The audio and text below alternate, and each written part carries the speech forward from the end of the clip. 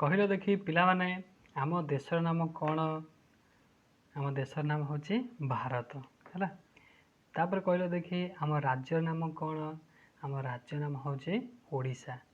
କହିଲ ଆମ ରାଜ୍ୟରେ କେତୋଟି ଜିଲ୍ଲା ଅଛି?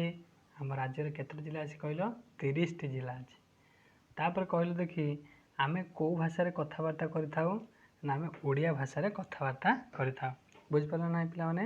ତ ଆଜି ଆମେ କ'ଣ ପଢ଼ିବା? ନା ଓଡ଼ିଶା ରାଇଜେ ଆମରି ଘର ଏ କବିତାଟିକୁ ପଢ଼ିବା। ତ ଚାଲ ଗୀତଟିକୁ ପଢ଼ିବା। ଓଡ଼ିଶା ରାଇଜେ ଆମରି ଘର, ଆମ ରାଜଧାନୀ ଭୁବନେଶ୍ୱର। ରାଜ୍ୟରେ ଆମର 30 ଜିଲ୍ଲା, ଓଡ଼ିଆ ଆମର ଭାଷାଟି ଭଲା। ସାରା ସଂସାରେ ଓଡ଼ିଶା ସାର, ଟେକ ରଖିଯିବା ଆମେ ତାହାର। ବୁଝିପାରିଲ ନାହିଁ ପିଲାମାନେ? ତାହେଲେ ଓଡ଼ିଶା ରାଇଜେ ଆମରି ଘର ହେଉଛି କେଉଁଠି? ନା ଓଡ଼ିଶା। ଆମ ରାଜଧାନୀ ନାମ କ'ଣ? ଆମ ରାଜଧାନୀ ନାମ ହେଉଛି ଭୁବନେଶ୍ୱର। ରାଜ୍ୟରେ ଆମର କେତୋଟି ଜିଲ୍ଲା ଅଛି? ନା ରାଜ୍ୟରେ ଆମର 30ଟି ଜିଲ୍ଲା ଅଛି। ତାହେଲେ ଆମେ କେଉଁ ଭାଷାରେ କଥାବାର୍ତ୍ତା କରିଥାଉ? ଆମର ମାତୃଭାଷା ହେଉଛି ଓଡ଼ିଆ। ବୁଝିପାରିଲ ନାହିଁ ପିଲାମାନେ? ସାରା ସଂସାରରେ ଆମେ ଏ ଓଡ଼ିଆ ଭାଷାକୁ କିଭଳି ଭାବରେ ଜାତିକି ଆମେ ସାରା ସଂସାରରେ ଆମେ ସବୁଠାରୁ 1 ନମ୍ବର କରିବା, ତା ପାଇଁ ଆମେ ଚେଷ୍ଟା କରିବା। ତାର ଗର୍ବ ଗୌରବକୁ ଆମେ ବଢ଼େଇବା, ତାର ଟେକକୁ ଆମେ ରଖିକିରି ଯିବା। ବୁଝିପାରିଲ ନାହିଁ ପିଲାମାନେ? ତ ଦେଖ ପିଲାମାନେ, ଆମେ ଏଥିରୁ କ'ଣ ସବୁ ସମତାନ ଶବ୍ଦ ଶିଖିଲେ? ଯେମିତିକି ଜିଲ୍ଲା, ଭଲା। ତାପରେ ପଢ଼ିଲେ ସାର, ତାହାର। ତାପରେ ପଢ଼ିଲେ ସାର, ଘର, ତାହାର, ଆମର। ଏସବୁ ହେଉଛନ୍ତି କ'ଣ? ସମତାନ ଶବ୍ଦ। ଦେଖ ତାପରେ ଦେଇଛି କାର୍ଯ୍ୟଫର୍ଦ୍ଦ 1। କାର୍ଯ୍ୟଫର୍ଦ୍ଦ 1ରେ କ'ଣ କହୁଛି? ଆସ ଚିତ୍ର ଦେଖି ଆମ ଦେଶ ବିଷୟରେ କହିବା। ଦେଖ ଚିତ୍ର ଦେଖ, ଆମ ଦେଶର ନାମ କ'ଣ ହେଉଛି? ନା ଭାରତ। ଭାରତରେ ଦେଖ, ଭାରତରେ ଏଇଟା ହେଉଛି ମାନଚିତ୍ର। ଆ ଭିତରେ ବିଭିନ୍ନ ପ୍ରକାର ଆମର ସଂସ୍କୃତି, ଆମର ବିଭିନ୍ନ ପ୍ରକାର ଖେଳ ହେଲା, ନୃତ୍ୟ, ଆ ବିଷୟରେ ସବୁ ଚିତ୍ର ଅଛି ହେଲା।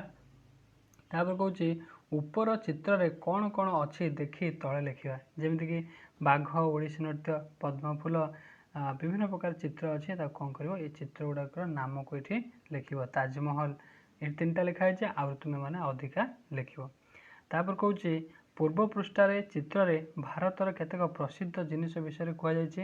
ଆସ ସେଗୁଡ଼ିକୁ ଚିତ୍ର ଦେଖି ଚିହ୍ନିବା ଓ ସେ ବିଷୟରେ ବାପା ମାଆଙ୍କୁ ପଚାରି ବୁଝିବା।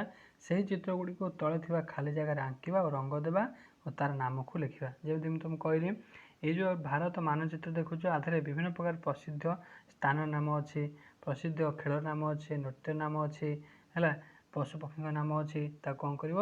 ଘରେ ଯାଇ ପଚାରିବ। ଘରେ ପଚାରିକି ତା ବିଷୟରେ ଅଧିକା ଜିନିଷ ଜାଣିକିରି ଏଇ ଖାଲି ସ୍ଥାନରେ କ'ଣ କରିବ? ନା ଲେଖିବ, ତାର ଚିତ୍ର ମଧ୍ୟ ଅଙ୍କନ କରିବ। ବୁଝିପାରିଲ ନାହିଁ? ତାପରେ କହୁଛି ଦେଖରେ ଦେଖରେ, ଏ କବିତାଟି କ'ଣ ଲେଖା ହେଇଛି ଆମେ ଦେଖିବା। ଦେଖରେ ଦେଖ ଦେଖ, ଆମ ଜାତୀୟ ପତାକା ଦେଖ, 3 ରଙ୍ଗରେ ହୋଇଛି ଠିଆ, ମଝିରେ ଅଶୋକ ଚକଟି ଥୁଆ, ଉପରେ ଅଛି କମଳା ରଙ୍ଗ, ତଳେ ଦେଖ ସବୁଜ ରଙ୍ଗ, ଧଳା ରଙ୍ଗଟି ମଝିରେ ଥାଇ, କେଡ଼େ ଭଲ ସତେ ଦିଶଇ ଦିଶଇ, ଦେଖରେ ଦେଖରେ ଦେଖ।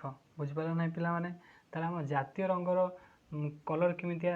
ଜାତୀୟ ପତାକାର ରଙ୍ଗ କେଉଁ ଭଳିଆ? ତାର 3ଟା ରଙ୍ଗ ଅଛି, ମଝିରେ ଗୋଟେ ଅଶୋକ ଚିତ୍ର ଗୋଟେ ଅଛି ହେଲା। ପ୍ରଥମ ଉପରର ଯେଉଁ ରଙ୍ଗ ଥିବ ସେ ହେଉଛି କମଳା କଲର। କେଉଁ ଭଳିଆ କମଳା? କେଉଁ ଭଳିଆ ରଙ୍ଗ? ନା କମଳା କଲର। ମଝିରେ ହେଉଛି ଧଳା, ତଳେ ହେଉଛି ସବୁଜ।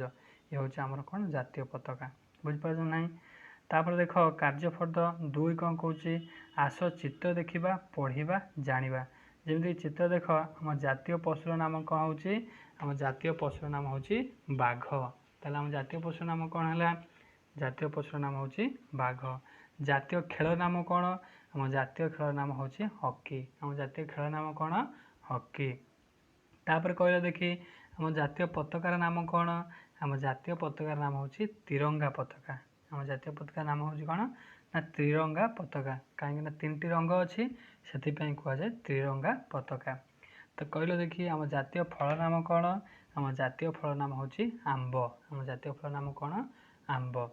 ତାପରେ କହୁଛି ଆମର ଜାତୀୟ ଫୁଲର ନାମ କ'ଣ? ଆମ ଜାତୀୟ ଫୁଲର ନାମ ହେଉଛି ପଦ୍ମ। ଆମ ଜାତୀୟ ଫୁଲର ନାମ କ'ଣ? ପଦ୍ମ। ତାପରେ କହିଲ ଦେଖି ଆମ ଜାତୀୟ ପକ୍ଷୀର ନାମ କ'ଣ? ଆମ ଜାତୀୟ ପକ୍ଷୀର ନାମ ହେଉଛି ମୟୂର। ଆମ ଜାତୀୟ ପକ୍ଷୀର ନାମ କ'ଣ ହେଉଛି? ମୟୂର। ଜାତୀୟ ପ୍ରତୀକ କ'ଣ? ନା ଜାତୀୟ ପ୍ରତୀକ ହେଉଛି ଅଶୋକ ସ୍ତମ୍ଭ। ଆମ ଜାତୀୟ ପ୍ରତୀକ ନାମ କ'ଣ ହେଉଛି? ଅଶୋକ ସ୍ତମ୍ଭ। ବୁଝିପାରିଲ ନାହିଁ? ତ जहाँगुड़ा सब आम ऊपर पढ़ले से गुड़ा को खाली स्थान में लिख पार ना पारनी। तापर देख कार्यफर्द 3 कौन कौच आस चित्र देखा पढ़ा रंग देवा। चित्र देख ये प्रथम चित्र कौन अच्छी पद्म अच्छी पद्म रंग देदेव नाली रंग देव। तापर बाघ अच्छी बाघर मध्य हलदिया तापर कला धला एमती मिसेक रंगटी कर। तापर मयूर अच्छी आंब अच्छी हकी अच्छी तिरंगा पताका अच्छी आर सब रंग तुम्हें कर रंग कर सारापर कौन कर जो फांका स्थान में लिख आंब आमर कौन आंब आमर जातीय फल तिरंगा आमर कौन जातीय पताका हकी आमर कौन जातीय खेल। तो युवा सब कौन कर खाली स्थान में लिख है। तो यहाँ थी आम विषय वस्तु आम नेक्स्ट क्लास गोटे नुआ विषय को आम आरंभ करवा। धन्यवाद। जय जगन्नाथ।